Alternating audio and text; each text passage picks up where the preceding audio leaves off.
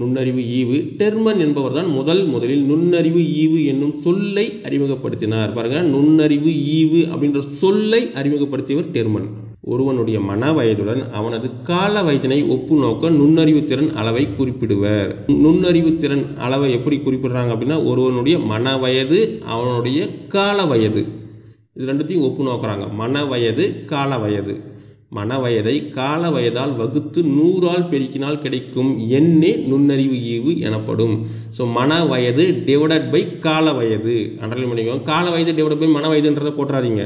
First மனம் தான் வரணும். ஃபஸ்ட்டு மனம் வரணும், கீழே தான் காலம் வரணும். மன வயது டிவைடட் பை கால வயது பெருக்கல் 100, அதான் நுண்ணறிவு ஈவு அப்படின்னு சொல்கிறாங்க. பாருங்கள், நுண்ணறிவு ஈவு intelligent quotient IQ equal to மன வயது, அதாவது மாதங்களில், மன வயது பாருங்கள் மாதங்களில் MA டிவைடட் பை கால வயது மாதங்களில் CA. ஸோ மென்டல் ஏஜ் குவானிக்கல் ஏஜ் பெருக்கல் 100. So IQ equal to MA divided by CA பெருக்கல் 100. 100ஆல் பெருக்குவது நுண்ணறிவு ஈவு பின்னமாக வராமல் முழு எண்ணாக இருப்பதற்காகத்தான். ஸோ 100ஆல் எதுக்கு பெருக்கிறோம்னா, பின்னமாக வர தேவையில்ல, முழுசாக வரணும் அப்படின்றதுக்காக 100ஆல் பெருக்கிறாங்க. சோதிக்கப்படுபவர் பிறந்தது முதல் சோதனை நாள் வரை கணக்கெடுப்பது கால வயதாகும். ஸோ கால வயதை எப்படி கணக்கிடுறாங்க அப்படின்னா, பிறந்தது முதல் சோதனை நாள் வரை கணக்கிறது தான் கால வயது. மன வயது அப்படின்னா சோதிக்கப்படுபவரின் நுண்ணறிவு முதிர்ச்சியை குறிக்கும் அளவாகும். ஸோ கால வயது அவங்க பிறந்ததுலேருந்து என்னைக்கு சோதிக்கிறாங்களோ அந்த நாள் வரைக்கும். மன வயது அப்படின்றது சோதிக்கப்படுபவனுடைய நுண்ணறிவு முதிர்ச்சியை குறிக்கும் அளவாகும். ஸோ மன வயது என்பது சோதிக்கப்படுபவனுடைய நுண்ணறிவு முதிர்ச்சி அண்டர்லைன் பண்ணிக்கோங்க. ஒரு குறிப்பிட்ட வயதுடையோர் பொதுவாக செய்யக்கூடிய செயல்களை வெற்றிகரமாக ஒரு குழந்தை செய்து முடித்தால் அதுவே அக்குழந்தையின் மன வயதாகும். ஸோ மன வயதை எப்படி கண்டுபிடிக்கிறது அப்படின்னா, ஒரு குறிப்பிட்ட வயதுடையோர் பொதுவாக செய்யக்கூடிய செயல்களை வெற்றிகரமாக ஒரு குழந்தை செய்து முடித்தால் அதுவே அக்குழந்தையின் மன வயது. ஒரு குறிப்பிட்ட வயது இருக்கக்கூடிய ஒரு குழந்தை செய்யக்கூடிய செயல்களை வெற்றிகரமாக ஒரு குழந்தை செஞ்சு முடிச்சிட்டா அதுதான் அந்த குழந்தையினுடைய மன வயது. ஸோ நுண்ணறிவு சோதனை மூலம் இதை கணக்கிடலாம். ஒரு எக்ஸாம்பிள் பார்த்தா புரியும் பாருங்கள் உங்களுக்கு. உங்கள் வகுப்பறை மாணாக்கரின் நுண்ணறிவு ஈவை கணக்கிடும் முறை பாருங்கள் எப்படின்னு பாருங்கள். ஒரு எக்ஸாம்பிள் இருக்குது. மாணவர்களின் திறனை அளவிட நுண்ணறிவு சோதனை பற்றி நன்கு அறிந்திருக்க வேண்டும். ஸோ முதல்ல மாணவர்களுடைய திறனை நம்ம அறிஞ்சிக்கணும் அப்படின்னா நம்ம முதல்ல நுண்ணறிவு சோதனை பற்றி அறிஞ்சிருக்கணும். நம் பண்பாட்டு சூழ்நிலைக்கு ஏற்றவாறு சோதனை உருப்படிகளை தேர்ந்தெடுக்க வேண்டும். நம்ம பண்பாட்டு சூழ்நிலைக்கு ஏற்ற மாதிரி சோதனை உருப்படிகளை தேர்ந்தெடுக்கணும்.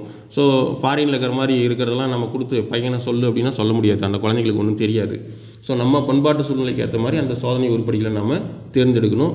நல்ல இயல்பான கற்றல் சூழலை உருவாக்குதல் வேண்டும். மாணவர்களின் உண்மை வயதிற்கு 2 ஆண்டுகள் குறைந்த வயதிற்குரிய சோதனை உருப்படிகளிலிருந்து சோதனையை தொடங்குதல் வேண்டும். ஸோ சோதனையை எடுத்த உடனே அந்த மாணவனுடைய வயசுக்கு தகுந்த சோதனையை கொடுக்கக்கூடாது. அந்த மாணவனுடைய வயதுக்கு 2 ஆண்டுகள் குறைந்த வயதிற்குரிய சோதனை உருப்படிகளை அந்தலேருந்து தொடங்கணும். மாணவர்களுடைய உண்மையான வயதுக்கு 2 ஆண்டுகள் குறைஞ்ச வயதுக்குரிய சோதனையிலிருந்து அந்த மாணவனுக்கு சோதனையை தொடங்கணும். படிப்படியாக ஒவ்வொரு உயர் வயதிற்குரிய சோதனையை தர வேண்டும். ஸோ அந்த 2 வயது குறைவான சோதனையிலிருந்து ஆரம்பித்து அப்படியே கொஞ்சம் கொஞ்சமாக உயர் வயதிற்குரிய சோதனைக்கு போகலாம். எந்த ஒரு வயதிற்கான எல்லா சோதனை உருப்படிகளையும் குழந்தை சரியாக செய்கிறதோ அதுவே அதன் அடிப்படை மன வயதாகும். ஸோ மன வயதை எப்படி கண்டுபிடிக்கிறோம் அப்படின்னா, எந்த ஒரு வயதிற்கான எல்லா சோதனை உருப்படிகளையும் குழந்தை சரியாக செய்தோ அதுதான் அதனுடைய அடிப்படை மன வயது. ஸோ அடிப்படை மன வயதை எப்படி கண்டுபிடிக்கிறோம் அப்படின்னா, எந்த வயதிற்குரிய எல்லா சோதனைகளையும் எல்லா உருப்படிகளையும் குழந்தை சரியாக செய்தோ அதுவே அதனுடைய அடிப்படை மன வயது. சோதனைக்கு உட்படுவோர் மேற்கொண்டு பதில் அளிக்காத கட்டத்தில் சோதனையை நிறுத்துதல் வேண்டும். ஸோ சோதனைக்கு உட்படுவோர் மேற்கொண்டு பதில் அளிக்க தெரியல அப்படின்னா அதோட சோதனையை நிறுத்திக்கணும். எடுத்துக்காட்டாக 8 வருடங்கள் 4 மாத குழந்தையின் நுண்ணறிவை அளந்தறிய வேண்டுமெனில் முதலில் அக்குழந்தைக்கு 6 வயது சோதனை உருப்படிகள் தரப்படுகின்றன. ஸோ 8 வருடம் 4 மாதம் இருக்கக்கூடிய ஒரு குழந்தை இருக்குது அப்படின்னா அந்த குழந்தைக்கு பார்த்திங்கன்னா 2 வயசு கம்மியாக, அதாவது 6 வயசு சோதனை உருப்படிகள்லேருந்து ஆரம்பிக்கணும். அதான் நம்ம முன்னையே பார்த்தோம். 2 வயசு கம்மியாக இருக்கக்கூடிய அந்த சோதனையிலேருந்து ஆரம்பிக்கணும். ஸோ 8 வருடம் இருக்கக்கூடிய அந்த குழந்தைங்களுக்கு 6 வயசு இருக்கக்கூடிய அந்த சோதனையிலேருந்து ஆரம்பிக்கிறோம். அவற்றை வெற்றிகரமாக முடித்து விட்டால் அதனை அடிப்படை மன வயதாக அதை எடுத்துக்கொள்ள வேண்டும். ஸோ அந்த சோதனை எல்லாமே முடிச்சுட்டா அதுதான் அந்த குழந்தையினுடைய அடிப்படை மன வயது. அதுக்கு பிறகு 7 வயதிற்குரிய சோதனைகள் தரப்படுகிறது. அதில் 6 கேள்விகளுக்கு 5 கேள்விகளுக்கு மட்டும் விடையளித்தால் ஒவ்வொரு சோதனை உருப்படிக்கும் 2 மாதங்கள் என்ற அளவில் கணக்கிட்டு 7 வயதுக்குரிய சோதனையில் மன வயது 10 மாதங்கள் என குறிப்பிடுதல் வேண்டும். ஸோ 8 வயசு குழந்தை 6 வயதுக்குரிய அந்த சோதனை எல்லாமே முடிச்சிடுச்சு அப்படின்னா 7 வயதுக்குரிய சோதனையை தரணும். அதில் 6 கேள்வி கேட்குறோன்னு வச்சுக்கோங்களேன். 6 கேள்விக்கு 5 கேள்விக்கு மட்டும் விடையளிக்குதுன்னா ஒவ்வொரு சோதனை உருப்படிக்கும் 2 மாதங்கள் அப்படின்னு சொல்லி கணக்கு வச்சுக்கணும். ஸோ I2 10 மாதம். ஸோ 7 வயதுக்குரிய சோதனையில் அந்த குழந்தையினுடைய மன வயது 10 மாதங்கள். இப்படி தான் கணக்கிடணும். ஸோ எத்தனை கேள்வி கேட்குறோன்னு பாருங்கள். அதாவது 6 கேள்வி, 6 கேள்விக்கு 5 கேள்விக்கு பதில் சொல்லியாச்சு, 1 பதில் தெரியல, ஒரு கேள்விக்கு 2 மார்க்கு, I2 10 மார்க்கு. ஸோ 7 வயதுக்குரிய சோதனையில் அந்த 8 வயசு குழந்தைக்கு 7 வயதுக்குரிய சோதனையில் மன வயது எவ்வளோன்னா 10 மாதம். அதே போன்று தொடர்ந்து அடுத்து வரும் வயதுக்கான சோதனைகளை நிகழ்த்த வேண்டும். அதாவது 7 வயசு அப்படின்ற சோதனை முடிச்சாச்சு, 8 வயதுக்குண்டான அந்த சோதனையை நடத்தணும். அதே மாதிரி எத்தனை கேள்விக்கு ஆன்சர் பண்ணுதுன்னு பார்க்கணும். 2 மதிப்பெண் கொடுக்கலாம் ஒவ்வொரு கேள்விக்கும். 13 வயதிற்கான சோதனையில் எதனையும் சரியாக செய்யவில்லை என்றால் சோதனையை அதனுடன் நிறுத்தி கொள்ள வேண்டும். ஸோ 13 வயசுக்கான சோதனையை நம்ம கொடுக்குறோம், அதுக்கப்புறம் எதையும் செய்யலை அப்படின்னா சோதனையை அதோடு நம்ம நிறுத்திக்கிறோம். எனவே 6 வயது முதல் 12 வயது வரை சோதனைகளில் மாணவனின் மன வயது பற்றிய விவரங்கள் கீழே கொடுக்கப்பட்டுள்ளன. பட்டியலில் உள்ளவாறு இருந்தது என்றால் அந்த மாணவனின் மொத்த மன வயது 110 மாதங்கள் ஆகும். ஸோ 6லேருந்து 12 வயசுக்கு வரைக்கும் இருக்கக்கூடிய அந்த சோதனையில் மாணவனுடைய மன வயது எப்படி இருக்கும் அப்படின்னு சொல்லி கொடுத்துருக்குறாங்க. வயது 6, 7, 8, 9, 10, 11, 12, 13 அப்படின்னு சொல்லி கொடுத்துருக்காங்க. சோதனையில் வெற்றி பெற்ற உருப்படிகள் 6 வயசில் அனைத்திலும் வெற்றி, 7 வயசில் 6ல் 5. ஸோ வெற்றி பெற்றால் ஒவ்வொரு உருப்படிக்கும் 2 மதிப்பெண் கொடுத்துருக்குறாங்க. அடிப்படை வயது 6ன்னு முன்னே கணக்கிட்டோம். அடிப்படை என்ன 6ல் அனைத்திலும் வெற்றி, அனைத்திலும் வெற்றி அப்படின்னா அந்த வயசு தான் அடிப்படை வயது.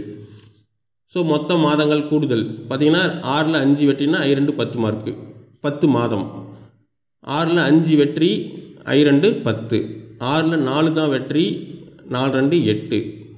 ஸோ 10வது வயசில் பார்த்தீங்கன்னா 6ல் 3 தான் சொல்லியிருக்கா அப்படி, 3 2 6. 11வது வயசில் 6ல் 1 மட்டும் தான் சொல்லியிருக்கா அப்படி, ஸோ 2 மார்க்கு. 12வது வயசுலேயும் 6ல் 1 மட்டும் தான் சொல்லியிருக்கிறா அப்படி, 2 மதிப்பெண். 13வது வயசில் அனைத்திலும் தோல்வி, ஸோ 0. 6 வருடம் 38 மாதங்கள், 6 வருடம் 38 மாதங்கள். அதாவது 6 வருடம் 6 12 72 மாதங்கள் ப்ளஸ் 38 மாதங்கள், 110 மாதங்கள் மொத்தம். ஸோ மன வயது பார்த்தீங்கன்னா 110 மாதங்கள். ஸோ கால வயது பார்த்தீங்கன்னாக்கா 8 வருடம் 4 மாதங்கள் அந்த மாணவனுடைய உண்மையான வயசு இது. 8 12 96 ஒரு 4 100 மாதங்கள். ஸோ 100 மாதங்கள் போட்டிருக்காங்க. ஸோ மன வயது 110, கால வயது 100, இதான் நம்ம கண்டுபிடிச்சிருக்கிறோம். ஸோ நுண்ணறிவு ஈவு ஈக்குவல் டு 110 டிவைடட் பை 100. நுண்ணறிவு ஈவு ஈக்குவல் டு 110 டிவைடட் பை 100 பெருக்கல் 100. அந்த 8 வயது 4 மாதங்கள் இருக்கக்கூடிய அந்த மாணவனுடைய நுண்ணறிவு ஈவு எவ்வளோன்னு பாருங்கள். 110 டிவைடட் பை 100 பெருக்கல் 100 கேன்சல் பண்ணோம்னா அந்த நுண்ணறிவு ஈவு பார்த்தீங்கன்னா 110. ஸோ 8 வயது 4 மாதங்கள் இருக்கக்கூடிய அந்த மாணவனுடைய நுண்ணறிவு ஈவு பார்த்தீங்கன்னா 110. இது இப்போ நம்ம பார்த்த மாணவனுக்கு எக்ஸாம்பிள். உளவியல் வல்லுநர்களின் கூற்றுப்படி நுண்ணறிவு வளர்ச்சி 16 வயது வரை நீடிக்கும். ஸோ உளவியல் வல்லுநர்கள் என்ன சொல்கிறாங்க அப்படின்னா நுண்ணறிவு வளர்ச்சி 16 வயசு வரைக்கும் நீடிக்கும் அப்படின்னு சொல்லி சொல்கிறாங்க. எனவே நுண்ணறிவு ஈவு கணக்கிடும் போது சோதிக்கப்படுவோர் 16 வயதிற்கு குறைவாக இருத்தல் வேண்டும். நுண்ணறிவு அதிகமாக பெற்றுள்ள குழந்தைகள் பள்ளி படிப்பிலும் முன்னணியில் இருப்பர். ஸோ நுண்ணறிவு வளர்ச்சி பார்த்தீங்கன்னா 16 வயசு வரைக்கும் நீடிக்கும் அப்படின்னு சொல்லி சொல்கிறாங்க. அதனால் நுண்ணறிவு ஈவு கணக்கிடும் போது சோதிக்கப்படுபவர் 16 வயசுக்குள்ளே இருக்கணும். அது ஞாபகம் வச்சுக்கோங்க. நுண்ணறிவு ஈவு எத்தனை வயதுக்குரியவர்களுக்கு அப்படின்னா 16 வயதுக்கு குறைவாக இருக்கிறவங்களுக்கு மட்டும்தான். அது பார்த்துக்கோங்க, 16 வயது ஞாபகம் வச்சுக்கோங்க.